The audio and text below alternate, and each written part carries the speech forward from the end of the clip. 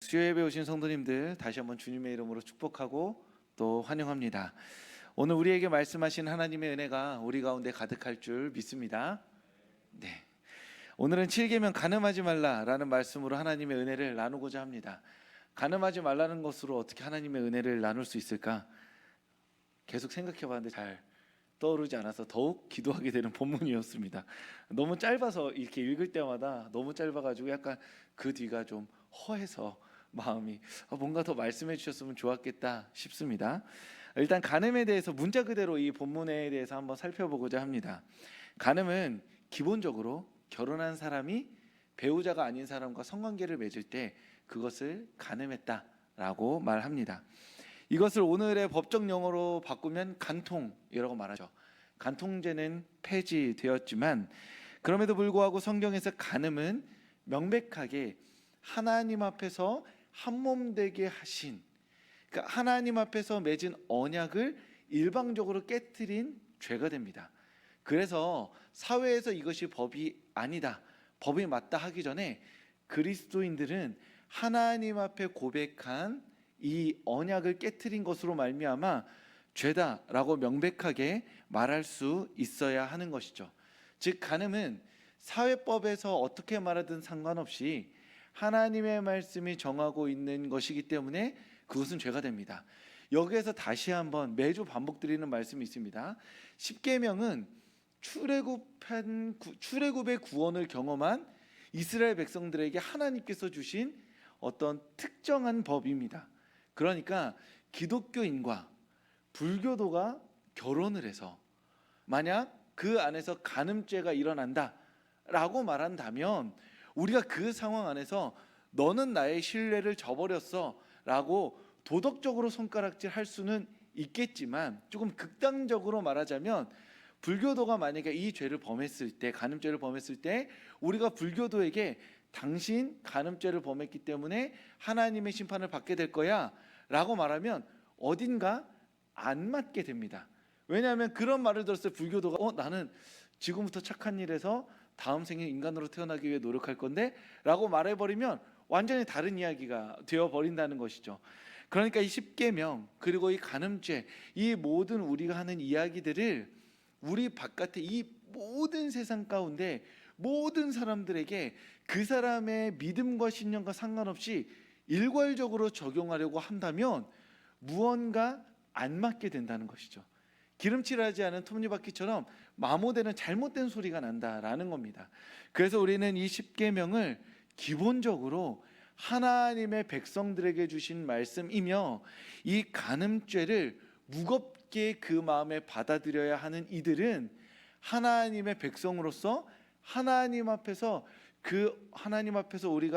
우리를 하나님께서 한몸 되게 맺어 주셨다는 그 고백을 한 그리스도인들이 무거운 책임감을 가지고 지켜야 하는 우선적인 하나님의 말씀이다라고 먼저 생각해야 한다는 것이죠. 그렇다면 이 말씀을 가지고 제가 이렇게 말했는데 저는 예수님 믿지만 제가 결혼할 때는 그렇게 언약을 맺지 않았습니다. 그러니까 저는 이런 걸 해도 될까요? 안 될까요? 말하면서 꼭 굳이 꼬치꼬치 따져가지고 죄를 짓고 싶은 사람인 것처럼 이 죄의 어떤 빈틈을 파고드는 사람들이 혹여나 있을지 몰라서 주님께서 이렇게 단호하게 말씀하기도 하셨습니다. 마태복음 5장 27절과 28절 말씀입니다. 우리 한 목소리로 이 두 절 말씀 읽겠습니다. 또 간음하지 말라 하였다는 것을 너희가 들었으나 나는 너희에게 이르노니 음욕을 품고 여자를 보는 자마다 마음에 이미 간음하였느니라. 아멘. 아시겠죠? 그냥 다 간음인 겁니다. 예수님 앞에서는 다 간음이 되어버리는 거죠. 제가 이것을 하나님의 백성 안에서 맺어진 결혼이라는 공동체, 언약 공동체 안에 보수적으로 적용하기도 하겠지만, 또 확장적으로 생각해 보자면 주님께서 음욕을 품는 것 자체가 죄라, 이 7계명을 어기는 것이라 말씀하셨으니 우리가 이 간음에 대한 죄 그리고 10계명에 대한 죄를 머릿속에 떠올릴 때마다 어떤 맥락에서는 죄가 아닐 수도 있겠다 이렇게 피해가려고 생각하는 것이 아니라 하나님 앞에서 이것이 엄격하게 우리의 모든 죄된 욕망이 하나님 앞에서는 심판의 대상이 된다는 것을 기억하면서 두려움과 떨림으로 하나님의 말씀 앞에 서야 할 줄 믿습니다. 중요한 것은 간음이라는 건 하나님의 자녀들이 하나님 앞에서 언약 백성으로서 결혼이라고 맺어진 이 관계 안에 이 관계를 일방적으로 파기하는 성적 범죄를 저질렀을 때 성경은 그것을 간음이라 정죄하는 것이고, 또 예수님께서는 그 관계 안에서 마음의 음욕을 품는 것만으로도 이것을 죄라고 말씀하셨다는 것이죠. 저는 한 사람의 남성으로서 굉장히 이 죄를 앞에서 깨끗하지 않음을, 저만 그런 것이 아니라 이제 정직하게 우리가 솔직하게 저는 여자가 아니기 때문에 여성으로서 말씀을 드릴 수 없는 것이지, 남성으로서 여기 계신 남성분들이 저와 비슷한 삶을 살았을 것이라 생각합니다. 제가 그렇게 특별히 나쁜 삶을 살지 않았으니까요. 그랬을 때 우리 모두가 이 죄 앞에서 어느 누구도 깨끗하지 않다. 그래서 이 말씀 앞에 심장이 두근두근 될 수밖에 없는 것이 한 사람의 남성으로서 고백할 수 있는 것이다 라고 말씀드릴 수 있는 겁니다. 간음에 대해서 이렇게 돌고 돌아 이야기 드렸지만 결국에는 음욕을 품는 자가 모두 간음죄를 짓는 것이다 라는 말씀으로 돌아온다면, 이것을 우리가 어떻게 생각해야 하느냐 하면 이 엄격함이 타인을 향한 날선 시선이 되면 안 된다는 것이죠. 사람은 정말 이상한 게 자신이 짓지 않은 죄에서는 굉장히 엄격해집니다. 내가 간음죄를 저지르지 않았다라고 한다면 그 순간부터 다른 사람들 중에 간음죄를 저지른 사람에 대해서 굉장히 엄격한 심판의 잣대를 들이댄다는 것이죠. 간음이라는 특수한 죄를 범하는 것뿐만이 아니라 다른 예를 들면 내가 술을 안 마십니다. 그러면 술 마시는 그리스도인들에 대해서 굉장히 엄격해지는 경향이 있습니다. 내가 담배를 안 펴요. 그러면 담배 피는 그리스도인에 대해서 굉장히 엄격해진다는 것이죠. 내가 횡령을 한 번도 한 적이 없습니다. 그러면 횡령하는 그리스도인에 대해서 굉장히 엄격해진다는 것이죠. 즉 그리스도인들은 이상하게도 내가 짓지 않는 죄에 대해서는 매우 엄격하게 심판하고 정죄하려는 모습을 보입니다. 그래서 내가 이미 죄를 저지르지 않았고 어느 정도 일정 수준의 거룩함을 확보했다면 그것을 기준으로 하여서 다른 사람이 그 어떤 몇 가지 죄를 범했을 때 이 내가 속해 있는 이 거룩의 자리로 넘어올 때 기준을 싹 그어버립니다. 너는 이 기준을 충족하지 못했기 때문에 이 거룩한 자리로 들어올 수 없어 라고 말하며, 이것이 때로는 직분이 되기도 하고 그리스도인의 몸에 공동체로 모이는 그 모든 만남과 모임이 되기도 한다는 것이죠. 즉 우리가 죄를 배울수록 굉장히 이상해지는 게, 죄를 이해하고 하나님의 마음으로 용서하고자 하는 은혜를 구하는 것이 아니라 내가 짓지 않은 죄와 내가 지은 죄를 구분하여서 상대방을 정죄하는 데 사용한다라는 것입니다. 오늘 이 7계명도 마찬가지이죠. 간음의 죄를 범한 사람을 찾아서 그것이 간음입니다 라고 말하고자 이 말씀을 배우는 게 아닙니다. 간음은 하나의 공동체를 파괴하는 죄이고 그 공동체에서 상처 입은 이가 발생하고 그로 말미암아 우리는 그 공동체에서 죄로 말미암아 상처 입은 이들을 돌보아주고 하나님의 사랑으로 새로운 공동체에 편입시키도록 부름받은 교회 공동체인 것이죠. 우리 한 사람 한 사람은 죄를 뚫어져라 살펴봐서 그것이 죄다라고 말하는 죄 감별사가 되도록 부름받은 것이 아니라 하나의 교회 공동체로 부름받아서 죄로 말미암아 상처 입은 사람에게 여전히 하나님의 사랑이 담긴 하나님의 공동체가 당신을 위해 준비되어 있습니다 라고 말하도록 부름받은 교회 공동체라는 것이죠. 우리가 개인이 되어서 개인과 개인이 그 상대방의 죄를 향하여서 당신은 죄를 지었습니다 라고 말할, 어찌 보면 그렇게 말할 수 있는 거룩함을 가지고 있는 자는 아마도 없다라고 말씀드릴 수 있는 겁니다. 심지어 이 7계명에서는 더 그러한 것이죠. 간음이라고 하는 것은 단순히 내 욕망을 따라서 죄를 범하는 것, 성적인 죄를 범하는 것이라고 한정하는 것이 아니라 그 죄로 말미암아 하나의 공동체를 파괴하는 죄인 것이고, 그렇게 파괴된 공동체에서 상처 입은 이들이 이 세상 가운데 하나님의 사랑과 은혜를 다시금 경험할 수 있을까 의심하며 살아가는 사람들을 위로하고 돌보는 교회 공동체로서 우리를 부르신 것, 그것이 바로 간음죄를 생각할 때 가장 먼저 떠올려야 한다라는 것이죠. 그래서 우리는 주변을 돌아보면서 누군가가 간음이다 라고 개인으로서 그 죄를 마주하는 것이 아니라 우리가 속한 교회 공동체가 하나님의 사랑의 공동체가 없다고 의심할 수밖에 없는 사람을 얼마나 잘 품어주고 있는지 돌아보아야 한다라는 겁니다. 오늘의 이 7계명은 우리에게 묻고 있는 것이죠. 당신이 속한 공동체는 이 7계명으로 말미암아 상처 입은 이에게 하나님의 사랑을 경험시켜주는 공동체입니까? 당신은 하나의 공동체에 속해 있는데 그 공동체가 여러 말 못할 사정과 죄로 말미암아 상처 입은 이를 보듬어 줄 수 있는 하나님의 사랑의 공동체입니까? 라고 묻고 있는 것이죠. 우리는 그 물음 앞에 서 있는 겁니다. 하나님, 제가 그리고 우리가 하나님의 사랑을 충만히 경험하는 가정, 교회, 그리고 여러 공동체 안에 속해 있어서 우리가 정말 하나님의 사랑을 충만히 누리고 있는데 이것이 설령 보통, 보편, 일반의 기준을 넘어선 사람들만 누리는 어떤 안정이 아닌가요? 사랑이 아닌가요?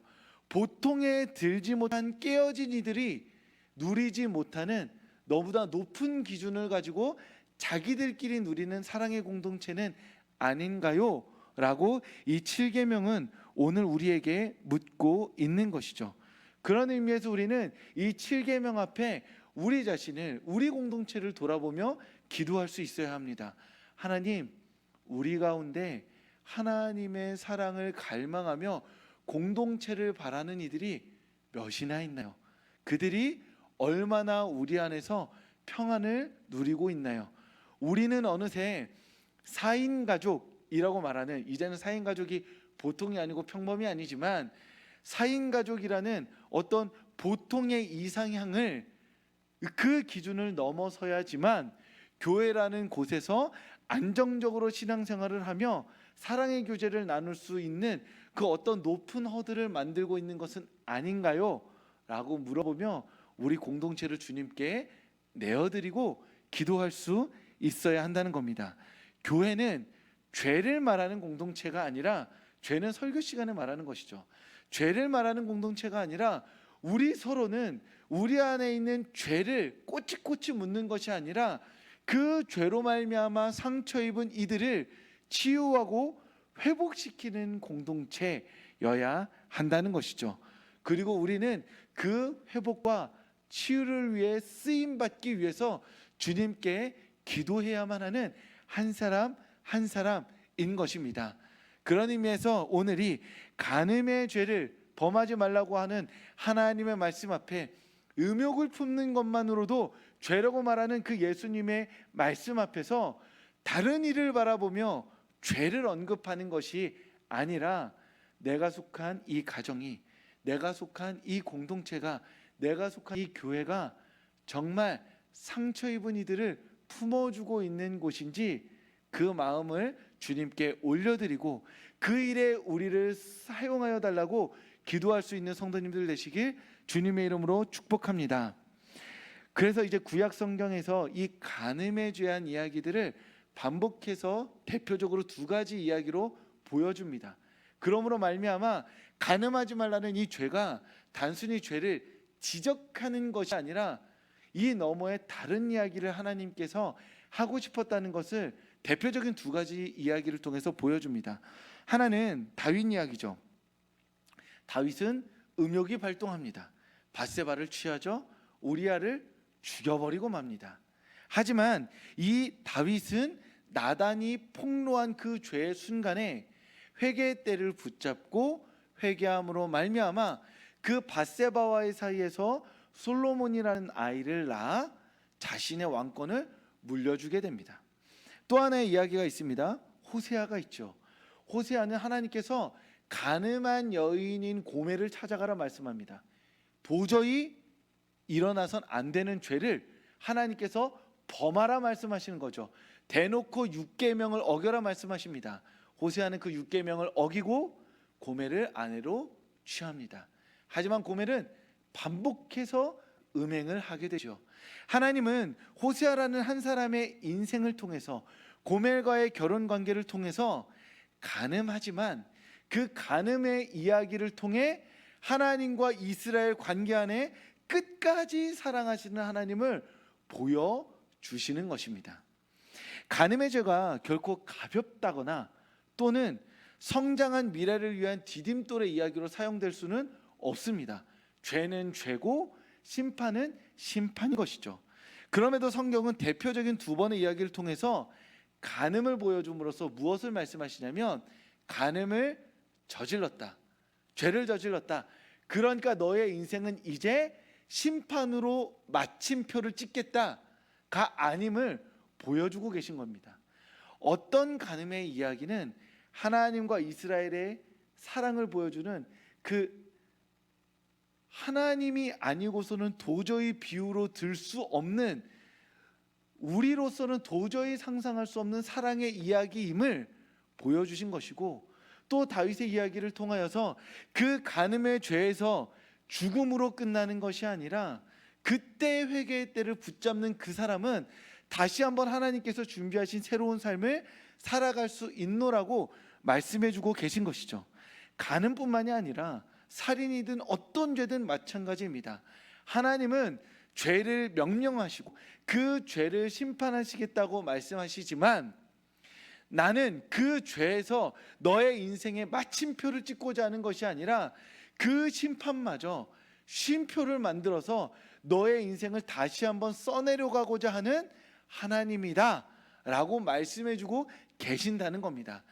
간음이라는 것을 옹호하는 것이 아니라 간음이라는 너무나 심각한 죄를 지었음에도 불구하고 하나님의 사랑은 그 너머에 있다.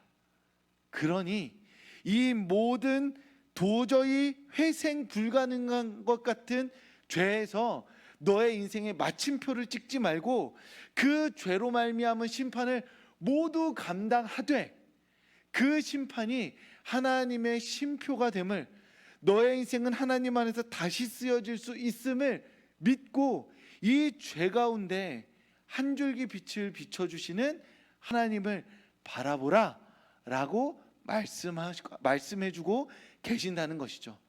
우리는 매우 조심스럽지만 이 간음이라는 죄를 두고 보았을 때 간음이란 죄를 저지른 사람으로 인하여 상처 입은 사람을 보듬는 공동체이기도 하지만 이 죄로 말미암아 지옥의 구렁텅이에 떨어진 그 사람을 어떻게 하나님의 공동체 안에서 회복시킬 수 있는지를 함께 기도하며 고민하는 공동체여야 한다는 겁니다.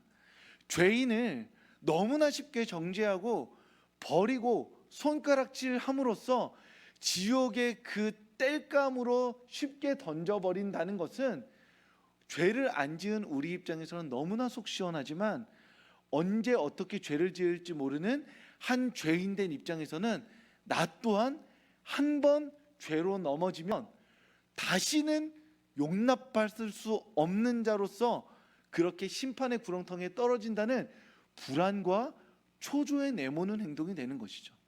우리는 죄로 말미암아 상처 입은 사람들 뿐만 아니라 그 죄를 질주해 나가며 악인의 자리에 또아리 틀고 앉아서 자신의 죄를 만끽하고 있는 그 모든 사람들을 향한 하나님의 마음을 품고 어떻게 하면 교회가 그 모든 죄인들까지 하나님의 사랑으로 담아낼 수 있는지를 고민하고 기도해야 한다는 겁니다. 죄를 배제함으로써 깨끗해지는 것이 교회가 아니라 그 죄까지, 그 죄인을 위해서까지 기도함으로써 교회는 거룩해질 수 있음을 기억하는 성도님들 되시길 주님의 이름으로 축복합니다. 오늘 보면 31절에서 예수님은 신명기 24장을 재해석합니다. 마태복음입니다. 마태복음에서는 예수님께서 신명기 24장을 재해석하시면서 이 간음하지 말라는 것을 한 번 더 조금 급진적으로 해석해 내십니다. 구약 성경에서는 이 죄의 피해자를 먼저 돌보는 것, 그리고 이 죄인까지 품어주는 것에 대해서 이야기한다면 예수님은 무슨 이야기를 하시냐면 신명기 24장을 재해석하시면서 사람이 아내를 데려왔을 때 그 아내에게 수치가 발견되면 그를 내보낼 수 있게 한다라는 이혼 증서에 대한 이야기를 하시고, 예수님 당시 이 수치에 대한 다시 한번 말씀드리도록 하겠습니다. 갑자기 머리에 필름이 잠깐 끊겨가지고 다시 한번 정리해서 말씀드리겠습니다. 구약 성경이 간음의 죄를 그 죄로 말미암아 삶이 끝나는 것이 아니라 그럼에도 불구하고 하나님께서 희망을 주신다라는 것으로서 간음하지 말라라는 말씀을 허락해 주셨습니다. 이것이 구약 성경에서 이렇게 일단락되고 그 다음에 나아가서는 신약 성경에서 예수님은 완전히 다른 각도로 이 죄에 대해서 말씀해 주고 계신 것을 보게 됩니다. 예수님은 이 간음에 대해서 어떻게 말씀하시냐 하면, 이 간음을 만약 그 신약 성경 안에서 이 간음을 저지른 그 여인들에 대한 이야기를 하는 것이 아니라 그 당시에는 남성이 신명기 24장을 들어서 어떤 여인이든 이혼 증서를 써주면 이혼할 수 있다라고 이야기하곤 했습니다. 즉 간음죄를 저지르지 않아도 이혼 증서를 써주면 이혼할 수 있는 것으로서 구약 성경을 해석하는 유행이 있었던 것이죠. 왜 이게 간음이 핵심이 되냐면, 원래는 간음을 하면 그 간음에 따라서 이혼을 하고 그러면 남성은 새로운 아내와 결혼을 하게 되는 것이 그 당시의 보수적인 결혼관이었습니다. 그런데 간음을 저지르지 않아도 그 여인에게 수치가 있다고 판명되면 그때 그 수치에 따라서 이혼을 허락해 주는 것까지 율법을 넓게 해석해 주는 경향이 있습니다. 그게 어떤 것이었냐면, 여성이 음식을 태운다. 그러면 여성은 아내로서의 그 책임에 수치를 감당하는 것이기 때문에 이혼을 해도 되는 것이라 해석하는 경향이 있었습니다. 이해되시나요? 여성은 아내로서 음식을 잘해야 돼요. 그런데 음식을 태웠어요. 그러면 아내로서 그 역할을 제대로 감당하지 못한 것이죠. 그러면 그것이 그 부부 사이에서 수치가 되어서 이혼 사유가 된다라고 했다는 겁니다. 그렇게 무수히 많은 사람들이 그 간음을 가지고 이혼에 대한 이야기를 할 때 수치를 들어서 어떤 이들은 쉽게 이혼시키고 어떤 이들은 쉽게 이혼시키지 말아야 한다라는 굉장히 복잡한 논쟁이 있었는데, 그때 예수님께서 말씀하시기를 음행 없이 이혼하는 것은 모두 불법이다라고 선을 긋게 됩니다. 예수님의 말씀은 무엇이냐 하면, 이 출애굽기 20장 14절 말씀, 간음하지 말라라는 것을 기준으로 해서 간음이 이루어지지 않은 상태에서 이혼을 하는 것, 결혼 공동체를 깨는 것은 그 모두가 다 죄다라고 말씀하신 것이죠. 예수님이 이 율법을 다시 한번 재정의하면서 말씀하시고자 하는 것이 무엇이었냐면, 엄밀히 말하면 간음하지 말라가 아닙니다. 무엇이냐면, 하나님께서 맺어주신 언약의 관계를 너네 마음대로 너네 욕심대로 깨는 것은 죄다라고 이야기하신 겁니다. 간음이라는 것은 단순히 욕망을 따르는 것에 의해서 이루어지는 죄가 아니라 간음으로 말미암아 하나님이 주신 귀한 공동체를 깨뜨리기 때문에 그것이 죄가 되는 것이죠. 예수님은 한 번 더 천명한 겁니다. 너희가 너희 욕심을 따라 너희가 마음대로 행동함으로써 공동체를 깬다면, 그것이 결혼 공동체라면 그것이 죄가 된다. 그것이 이것을 확장해서 적용하면 뭐가 되죠?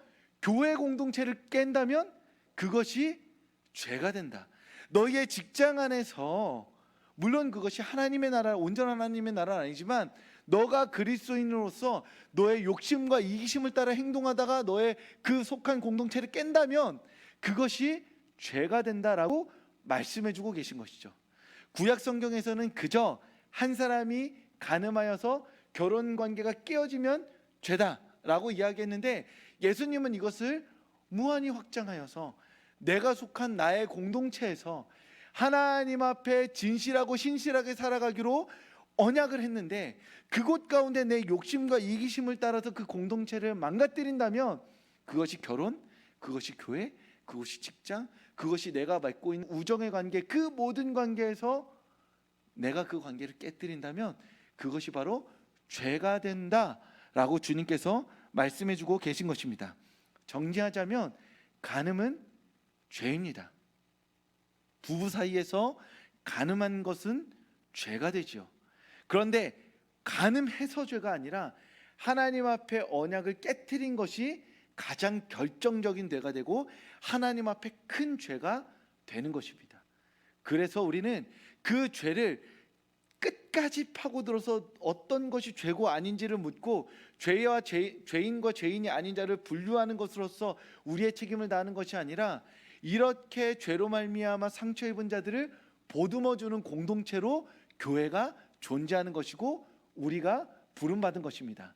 그런데 여기에서 예수님은 한 걸음 더 나아가서 내가 이문순이라는 한 사람이 하나님 앞에 진실하고 신실하게 살아가기로 결단하고 하나님의 사랑으로 내가 이 모든 속한 공동체 안에서 하나님의 뜻을 이루고자 했는데, 담임 목회자로서 이문순이 이 공동체를 깨뜨리는 행위를 한다면 7계명을 어기는 죄와 비등한 수준의 죄를 짓고 있는 것이다 라고 적용할 수 있다라는 겁니다.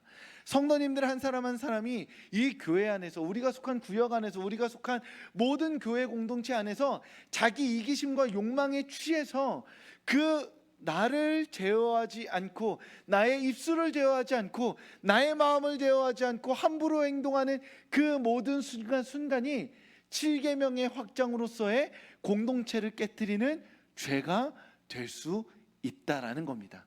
그런 의미에서 이 간음하지 말라는 그 부정의 의미에서 간음을 하지 않는 것으로 적용될 수 있겠고, 또 한편으로는 내가 속한 모든 공동체 안에서 하나님의 마음으로 사랑하고 아끼고 진실하고 십자가를 지고 사랑하는 그 모든 긍정적인 행동을 통해 순종할 수 있는 말씀이 되기도 한다라는 것이죠. 그런 의미에서 주님은 우리를 간음하지 않는 자들로 부르셨습니다. 우리가 속한 모든 공동체를 하나님의 사랑으로 지키고 아끼고 돌보도록 우리는 부름받았습니다. 그것을 지키지 못할 때 우리는 간음하게 된다라고도 말씀드릴 수 있는 것이죠. 그런 의미에서 수요예배 나오신 성도님들 한 사람 한 사람을 주님께서 한 사람의 그리스도인으로 부르셨고, 그 그리스도인들을 하나하나의 작은 공동체로 부르셨습니다. 가정에 누군가의 부모로, 누군가의 자녀로, 누군가의 배우자로, 누군가의 목자로, 구역장으로, 누군가의 구역원으로, 누군가의 성도로, 누군가의 목회자로, 그 누군가의 직장에서의 한 사람으로, 그리고 이 나라와 민족 안에서의 한 사람으로 각자 부르셨습니다. 우리가 이 모든 삶의 자리에서 자기 욕심과 이기심과 욕망을 따라 살아갈 때 우리는 어쩌면 주님께서 말씀하신 공동체를 무너뜨리고 하나님이 주신 사랑으로 공동체를 엮어내지 못하는 간음죄를 짓고 있는 걸 수도 있다라는 것이죠. 그런 의미에서 공동체를 위해 기도하는 성도님들 되시길 주님의 이름으로 축복합니다. 성도님들이 놓인 그 삶의 자리자리마다 하나님, 저를 이 공동체를 살리는 한 사람으로 사용하여 주시옵소서. 공동체 안에서 제 이기심과 욕망이 날뛰는 자리가 아니라 하나님의 사랑과 성실과 진실함을 드러냄으로써 이 무너져가는 공동체를 엮어내고 살리는 하나님의 사람으로 저를 사용하여 주시옵소서라고 우리의 삶을 드리고 주님 앞에 하나님께 영광 돌리는 삶을 살아가는 우리 성도님들 되실 수 있기를 주님의 이름으로 축복합니다.